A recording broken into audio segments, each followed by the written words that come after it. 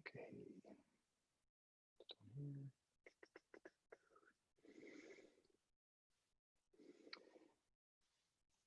Okay, so, and if we lose the screen for some reason, just unmute yourself and let me know, because I can't really hear anybody or see anybody right now except for what I'm sharing. So, so real estate perspective, like this is really intended to be the first, the number one, the first section of the momentum class. I know we did some of the other ones were kind of out of order. So really real estate perspective is about really just what the real estate business is about, how to figure out what your business model is going to be. And the most important part in section number 1, we're going to talk about your entrepreneur's mantra, which is my business. It's unacceptable for my business to profit less than X number of dollars. So I want you to set a big goal, but make sure it's an attainable goal. Don't say, your first year in real estate is going to be $250,000, because that's probably not attainable in our market unless you nail down a few $1 million listings. So really just something that's attainable, but I want you to challenge yourself. Don't say, hey, I hope I can make $25,000 this year. Like you can go way past that if you follow the systems and programs that we put in place. So, your first year in real estate, $50,000, probably an attainable goal.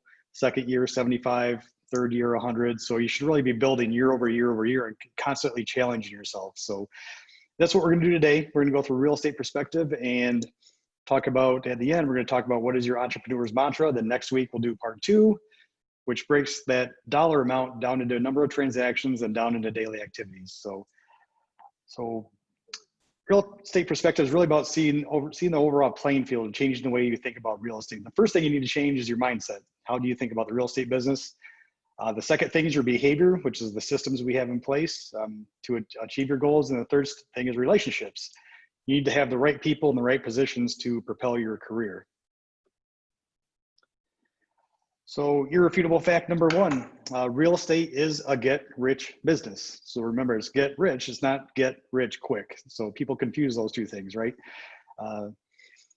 So if you do this business right, if you do it effectively, if you stop working with people that aren't motivated, qualified, and loyal, if you really focus on your daily activities to reach what your transactional goal is going to be, you can get rich in real estate.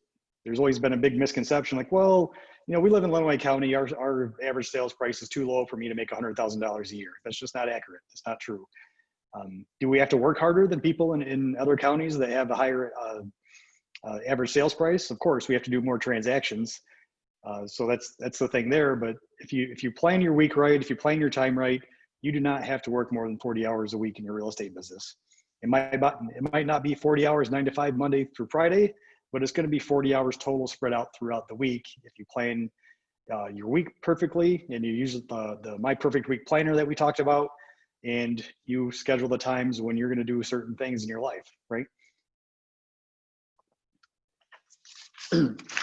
So we'll go back to, in the manual, we go back to page number 4, which is the read, underline, shares, this section. So let me stop sharing this. So feel free to unmute yourself. So the read, underline, share, which is in the booklet. When face to face with your own mortality, you will undoubtedly say one of 2 things: I'm glad I did, or I wish I had. The choice is yours. So really, there's a lot of stuff on this page to read through and kind of process. Did anybody have anything they underlined that they want to share or have questions about? Any epiphanies? I underlined the most agents think that busy work is equivalent to productive work. I think that's what it says. I just wrote it down because I didn't print it out, but that's true. Like, busy work is not the same as productive work. Yeah, so the third paragraph down, one of the key differences between top earners and the rest of the real estate herd is that top earners intentionally move towards productive and stay away from busy.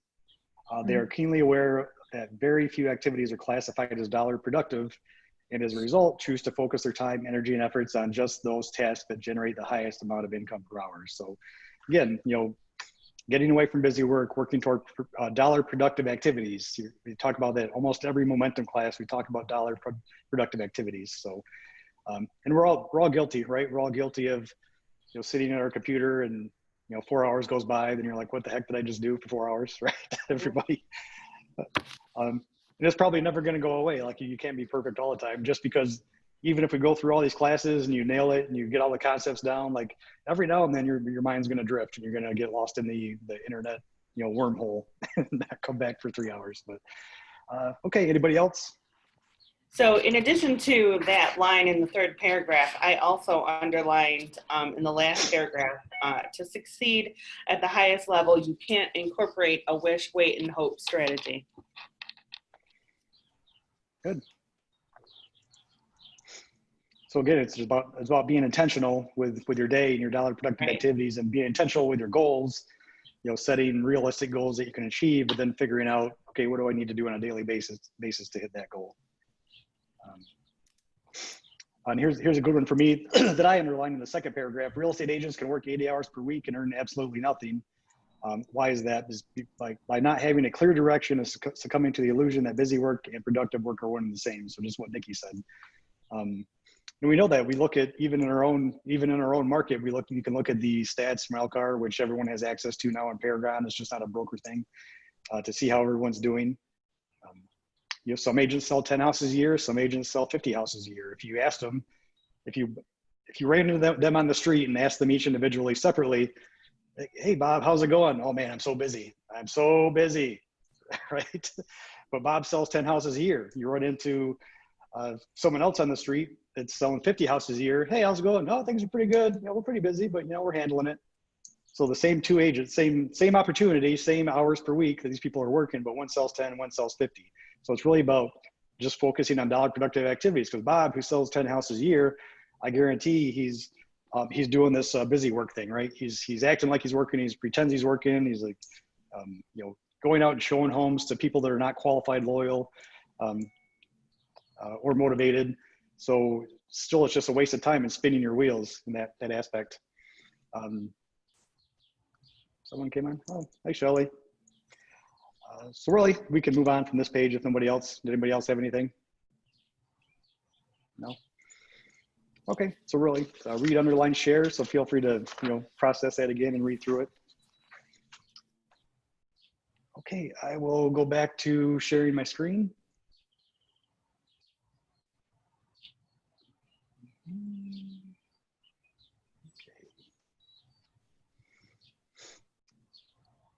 Okay, so why work? Like in general, why do people work? Well, we work to make money, right? Really, everyone has the same 24 hours in a day. We talk about that all the time when we're just talking about the busy work versus being productive, right? You can't do everything in 24 hours, so you need to figure out what is the most important between yourself, your relationships, and your finances. When we all met the other day, and everyone did their worksheet for what they need to do more of, what they need to stop doing, all that kind of stuff. Family came up a lot for all of you. So it's really, trying to find, I'm not going to call it work-life balance, because I really don't believe there's a perfect work-life balance. There's just not. So it's about finding time in your day to make room for other stuff. Like you need to have time for yourself, right? Whether it's working out, it's meditating, it's going to church, it's praying, whatever you're doing. You need to make time for your family. You need to pay attention to your kids and your spouse, believe it or not, right? So, and then of course you need to think about your finances, which would be the work part. Like I need to work to make money for these other things in my life as well. So this is the cash flow this is from the cash flow quadrant on the bottom right. If anybody read Robert Kiyosaki's book, Rich Dad, Poor Dad, we'll talk about that a little bit more in the following pages.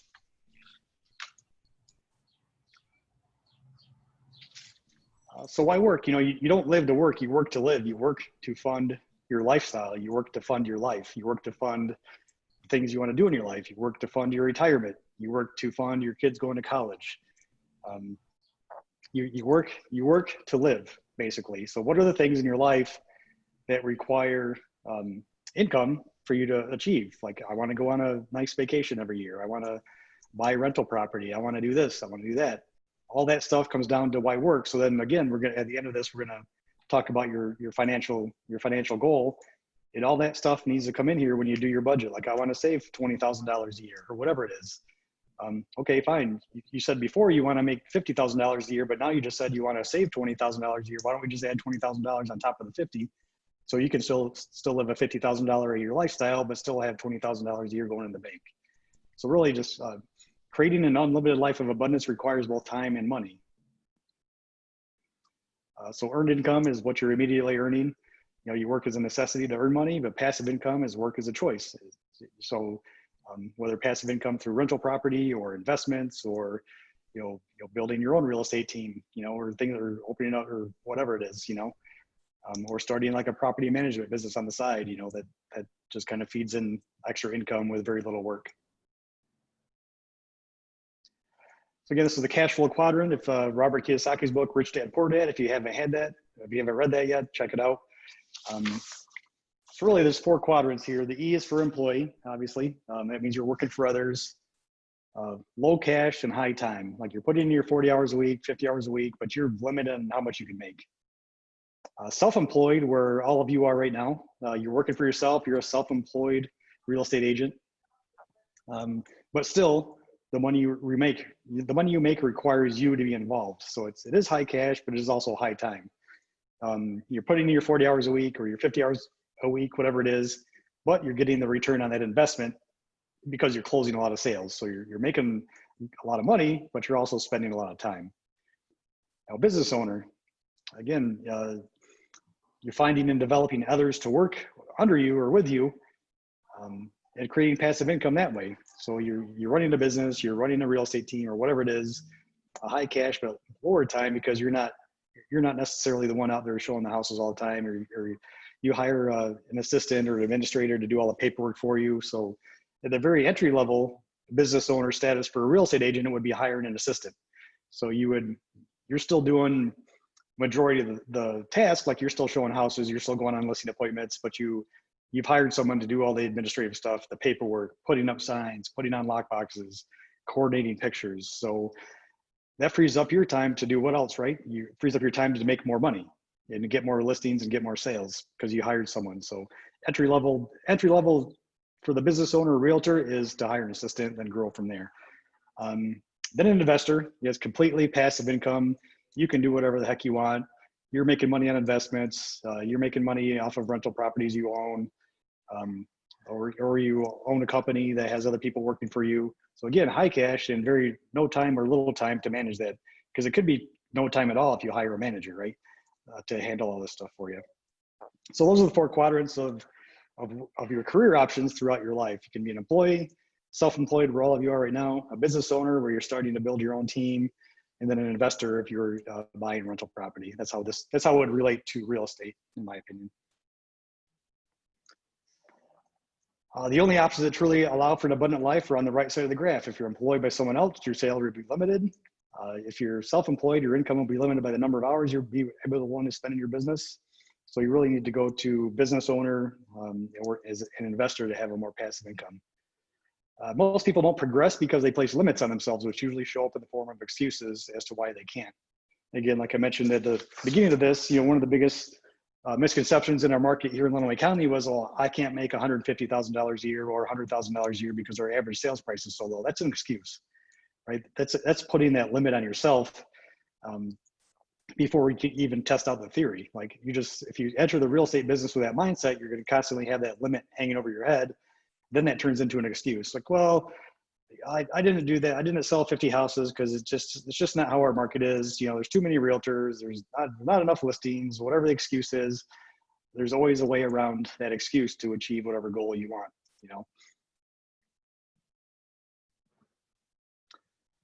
So in order to create a life of abundance, you must train your mind to think in unlimited terms. So again, page 7 was the next read, underline, share. So let me stop sharing here.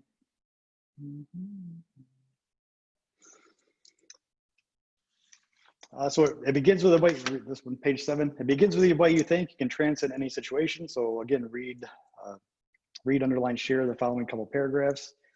Did anybody have anything on this page that kind of stood out to them?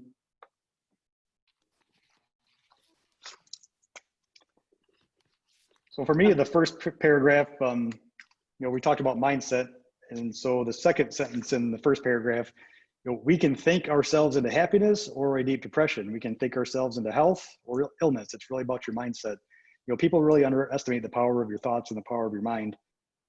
So that's one thing that stood out to me. Like, your life is what you make it. So if you're going to be, you can get to a positive place in your life by sheer willpower, in my opinion, anyway.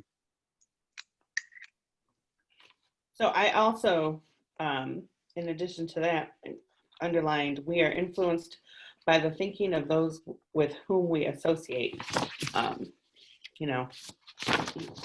Not only you are who you hang out with according to other people, but you start thinking like the people that you hang out with as well, or surround yourself with. Yeah, so there's two phrases that go along with that. Like, you are the sum of the 10 people you hang out with, as far as like how you act and how you behave, but also they say you are the sum of the 10 people you hang out with. Mm-hmm. Like, if you hang out with successful people, you're more likely to be more successful. If you hang out with people that aren't, then you're more, you're the sum. Everybody has a wide range of friends, all different income brackets. So think about that in your own life. Like, I have my 5 closest friends, and like, what do they do for a living, and what do they make, or what can I imagine they make? And I would be willing to bet you're probably the sum of like the closest 5 or 10 people you hang out with, not just financially, but also behaviorally.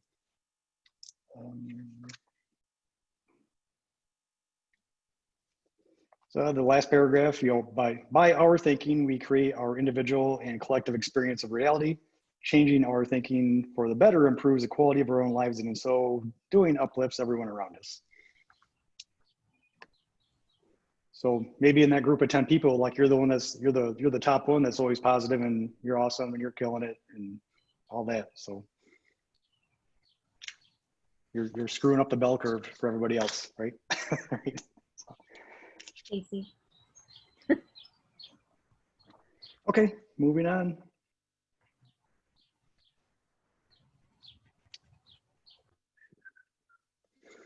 So again, in order to create a life of abundance, you must train your mind to think in unlimited terms.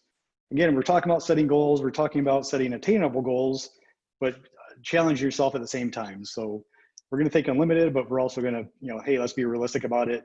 And whenever you set a goal, I always encourage people, when you set a goal, especially a financial or transactional goal, add 10% on it, add 20% onto it, just to challenge yourself. Okay, so then page 8 was the 5 limited beliefs and 5, and then changing those to unlimited beliefs. So let me back in. I'll throw one example out there, then everyone else can join in. So one of them, we're talking about the transactions or people limiting their beliefs because of our market. So number 1 for me was like, I can't sell more than 50 houses a year because we live in Lenawee County or whatever. And then we can rewrite that as an unlimited belief by saying, I can sell 50 or more homes a year with a business model in place to make that happen. So first, business model and systems in place. Another one, I can't make more than $100,000 a year because of our average sales price. Change that to an unlimited belief would be, I can make more than $100,000 a year by increasing my average sale price and going for bigger listings. So those 2 things. Anybody else? Page 8.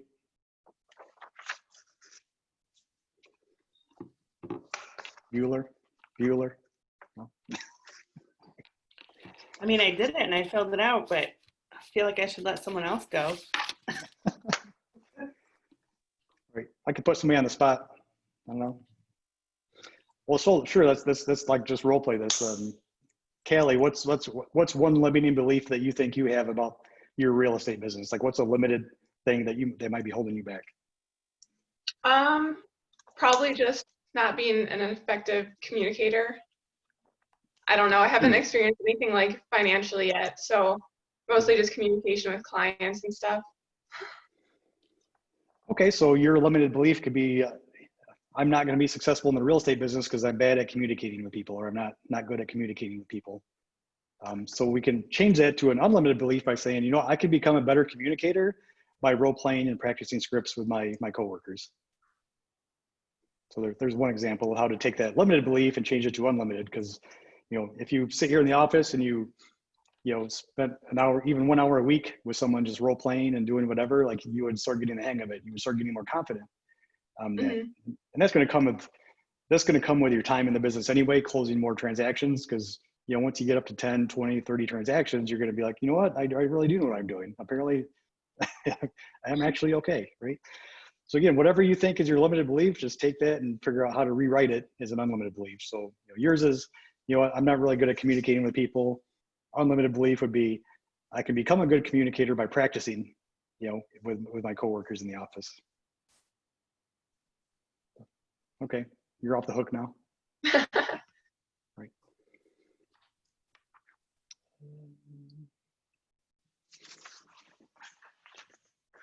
Okay. Where are we at? But feel free to fill these out on your own. I mean, you don't need to share them with me, or you're even in public with all of us. If you want to share them, just do it for yourself. Do it, like, just do this exercise for yourself. Like, really dig deep and think about, what is holding me back? Because everyone has something that's holding them back, right? No one's immune to self-doubt. I mean, everybody has self-doubt every now and then. So figure out what your thing is. Or maybe you don't even have 5. Maybe you have 1. Maybe you have 2. But I just encourage you to do this worksheet. If you need help with it, please reach out. Be more than happy to help you out. How to take your limited beliefs and how can we make those unlimited? I'll be happy to do that with anybody. So again, growing to your next level requires you doing something beyond what you're currently doing by adding something. So doing what you're currently doing at more effective, efficient levels is improving, and leveraging yourself and your business is developing. All 3 require an open mind and willingness to learn. Since growth requires change, the key is becoming and remaining learning based. So again, we talk about this all the time, get comfortable being uncomfortable. There is no growth without discomfort. That's one of the core beliefs of the momentum system that you'll read when we go through the classes. There is no growth without discomfort. So again, you just have to challenge yourself, get out of your comfort zone and figure out how to grow your business.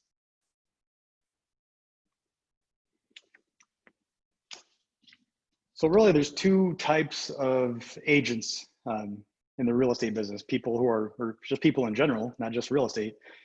People who are learning based, which is, I know what I know and there is more to know, or ignorance based, that I know what I know and I'll ignore everything else because I already know it all. So the fact that you're here today indicates one thing, that you are learning based, you're here to learn. But can someone be learning based but not committed to self-mastery?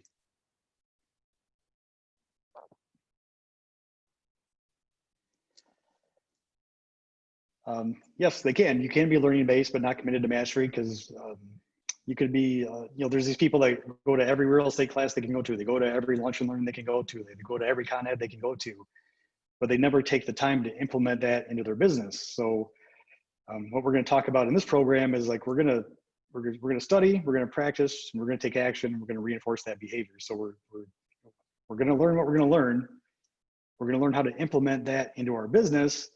We're going to practice and get really, really good at it. And then once we've mastered that, we can move on to the next thing, because we've mastered this part of our business. So don't learn for the sake of knowing, learn for the sake of growing. So it's great to get education. I encourage you to do whatever you watch YouTube videos, go to Con Ed classes, but don't do it just because you think it's just going to sink in. Like, you need to go through these classes, you need to go to Con Ed, you need to do all this other stuff, and take what you learn, find a way to implement it in your business before you fill your head with the next thing, right? You need to focus on one thing at a time and master it. Think of it this way. So learning to know, like, you're constantly, like I said, you're seeking knowledge, seeking knowledge, seeking knowledge, seeking knowledge. You're just going to every single class you can go to, watching every online class you can, watching every YouTube video you can. But on the other side of the chart is learning to grow. You're going to take the class, you clarify your choices, you're going to take action, you're going to build habits by practicing, shape your character around that idea, determine how this is going to help your business, and then it's going to control the outcome and control your legacy through that platform.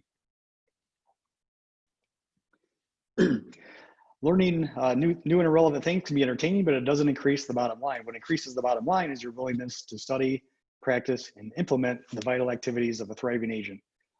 Willingness to focus only on the basics. So it's not about gaining an understanding of the basics, it's about mastering the basics.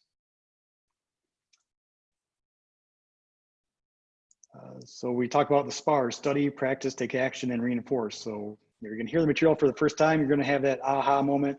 You're going to study it. You're going to practice it. You're going to take action by doing it in your business. And you're going to reinforce that behavior by winning that situation. So let's take buyer conversion, for example. So you go through the buyer conversion class. You have a part of that class, some scripts or something that's like an aha moment for you. It's like, man, that's going to work for me. I really struggled. The last time I talked to a buyer and tried to get that pre-approved, I struggled with this. And here's a script for it. So there's my aha moment, right? I'm going to study that. I'm going to read through it a few times and really study it, try to grasp the concept. How do I rewrite that in a way that I would say it? And then practice it with someone. You're going to do some role playing with somebody else in the office, or a friend, or your spouse, or whoever. Then you're going to take action. You're going to the next time you get that buyer lead call, you're going to use what you learned by putting it into action.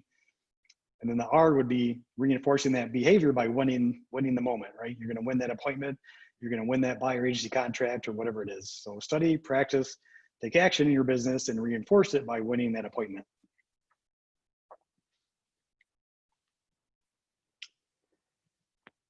So success is multi-directional. There's different dimensions. There's internal, intentional, and inactive, which you're content. Hey, I want it. I know what I want, but I'm just not going to move towards it. Unintentional and inactive is just complete failure. I don't want anything else, and I'm not going to try to learn anything else. Accidental and proactive, it's leads to frustration. I really don't know what I want, but I'm gaining a lot of knowledge, so my business is growing, but I really don't know where I'm going. Right? It's just frustrating. And then what you want to be is intentional and proactive. You know what you want, and you know what you need to do to move towards it. You're studying, practicing, take action, reinforcing that behavior through intentional and proactive measures. The internal dimension can be overwhelming, an overwhelming burning commitment to take action, an intense feeling of passion stemming from specifically defined aspirations and plans. The internal dimension is more about willingness than anything else. The external dimension, things outside of us, moving toward an environment that best supports your goals. So external would be the people that are helping you in your business, your ancillary services, like your loan officers, if you hire an assistant, your assistant, or here in the office, our closing department. So everything external that's helping you learn and grow. So external dimensions is more about your ability than anything else. Like, what do you know and who do you know in your business that's going to help you? So how do we become intentional and proactive? You create a model for success. So define your aspirations. What do you want? Be specific. Hope springs eternal, right? Be hopeful about achieving your goals. Develop your GPS, your goals, plans, and strategies for achievement. Then that defines your direction for getting this established. And then your hope turns into expectations. Once you define your aspirations, you set your goals, plans, and strategies. Now you know what's expected of you and what you need to do to achieve that goal because you have your roadmap. Being proactive, implement vital activities and move towards them. Consistent action, consistency is key. Become more efficient at it, and then become proficient at it becomes better. We talk about the financial model for every class we do, like the buyer conversion class, the open house boot camp.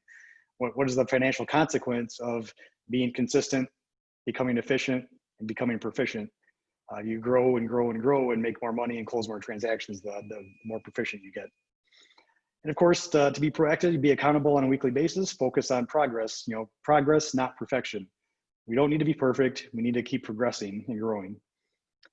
Identify your strengths and weaknesses. So what you're good at, what you're not good at, stop working on your weaknesses. If your weakness is accounting, for example, stop doing your own accounting. Pay someone $100, a bookkeeper $100 a month to look at your QuickBooks twice, once every other week or whatever it is, whatever they charge. Stop working on your weaknesses because they're a weakness for a reason. You're just plain not good at it. So figure out what you are good at, and then just do those really well. And up in intentional, we define our expectations. Then down in proactive, your expectations turn into reality. Aspirations plus direction plus action plus focus equals achievement, achieving your goals.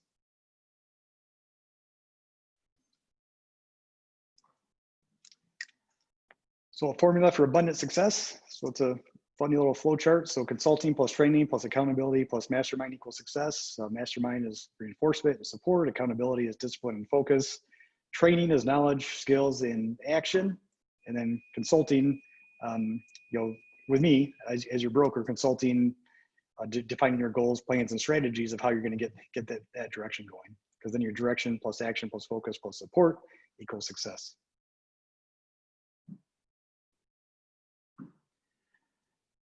So define your aspirations. What do you want? In a macro sense, what needs funding in your life? We're going to do a budget. We're going to put a budget together.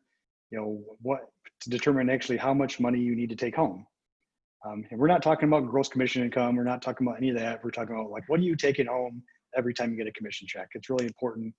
Everyone gets wrapped up in the whole, we base our rewards off of gross commission income, which is great. I think it's an awesome thing to do, but really, we need to focus here on what are you taking home and what do you need to fund in your life. Specificity is crucial because it answers when linked to your business becomes requisite for justification for leaving your comfort zone. I said I want to make $100,000 this year. It's unacceptable for my business to profit less than $100,000. So it's going to force me to get out of my comfort zone and do some things that I don't want to do. It's going to force me to get on Facebook and do videos to get business. It's going to force me to go door knocking in neighborhoods. It's going to force me to call for sale by owners. Because you want to hit your goal, and now you know what you need to do because we developed your goals, plans, and strategies. And now you need to get out of your comfort zone and do those things. So really, it's how badly do you want it? All aspirations begin with a want. However, wanting something is not enough. Therefore, your wants must evolve if you expect them to be realized. So the 4 stages of aspiration, the want. Okay, here's what I want. I want to make $100,000 this year. Define and talk about it. Okay, talk is cheap. If all I did was say, I want to make $100,000 this year and didn't do anything about it, people would say, yeah, Jeff's a big talker. He doesn't know crap. All he does is say how much money he wants to make, and he never does anything, right? Stage 2 is desire. You move toward it as long as the path remains easy and convenient and comfortable. So I have a desire to make $100,000 this year, but I'm going to see what's the easiest way that I can do that. Stage 3, passion. You're willing to suffer for it. So you're going to get uncomfortable. Like, you know what? I've looked at my business. Last year I made $75,000, so I can't just do the same thing this year to make 100. I need to do something different. I'm going to get passionate about making $100,000 this year. What do I need to give up, or what do I need to do that I don't normally do to achieve that goal? You know what? I really hate calling for sale by owners because they don't want to work with a realtor. They're mad when we call. I don't want to call for sale by owners because sometimes they yell at me. So, but if you follow the for sale by owner boot camp method, we're not calling for sale by owners. We're going door knocking when we see a for sale by owner sign, or if we see it on Zillow, and we'll do that in a couple of weeks. So really, you need to suffer or get uncomfortable to achieve that goal by being passionate about it. Then stage 4 is obsession, which can become unhealthy. Like, it can control your life. It can take over. If you get to the stage of obsession, you need to put the brakes on and say, you know what? Let's go back to my life chart. What's my spiritual self, my family, my financial. Okay, I'm all 95% in on my financial goal, and my family is suffering. So I need to put the brakes on and recalculate what I'm doing here. So don't get to stage 4. That's unhealthy, and your family's going to hate you for it, right? So you must be willing to progress to the passionate level. Stop at passion. I'm passionate about this. Here's what I'm willing to do to get uncomfortable to make that happen. Because no one is really passionate about making more money. They're passionate about what making more money provides. I want to take. If I make this much money, if I make $100,000, I'm going to get to take my whole family to Disney World. If I make $100,000, I'm going to get to, myself and my partner, my spouse are going to go on a trip to the Bahamas. If I make $100,000, I'm going to be able to buy a rental house that's going to provide me passive income for years to come. So really, big aspirations end up in the vast wasteland of wants and desires. You need to be specific and passionate about what the money can provide in your life. So why is it important? Because when you attach your personal needs, wishes, dreams, and endowments to your career activities, you in essence create passion links. When you figure out, like, you know what, if I buy X number of rental properties by the time I'm 50 years old, and they provide this much rental income, I can retire by 60 or whatever it is. Be passionate about that. Like, man, if I do this, this, and this, I can retire when I'm 55, or I can retire when I'm 60 and still have passive income. That's, because I'm not going to count on Social Security. I'm not going to count on this. I'm going to count on myself to create that passive income for me. So get passionate about whatever that goal is going to be. So how you view your daily activities matters. You have to, if you say, man, I have to call for sale by owners today because I really need some listings, that turns into a chore, right? Chores are painful. Your mind automatically resists because this is something I don't want to do. Your body and your mind are telling you don't want to do it. I mean, your conscious mind is saying, I should call for sale by owners today, but like your subconscious mind is saying, you know what, this sucks. I don't want to do this. So you're not going to sound good on the phone. You're not going to sound happy when you're doing it. You're not going to win a listing appointment because people can pick up on your despair or your resistance. Or you're just going to procrastinate and not do it at all. That just leads to frustration. But if I get to, you know what, if I call for sale by owners and get 5 more listings in the next 3 months, I get to take my family to Disney World this year. Then you become passionate about that. That's a pleasure point because you're like, you know what, I'm just thinking about how fun it's going to be to take my family to Disney World. You're going to embrace the situation. You're going to take action. You're going to call for sale by owners. You're going to go knock on doors. It's going to fulfill that activity by providing you money in closings and paychecks, and then it leads to a world of abundance.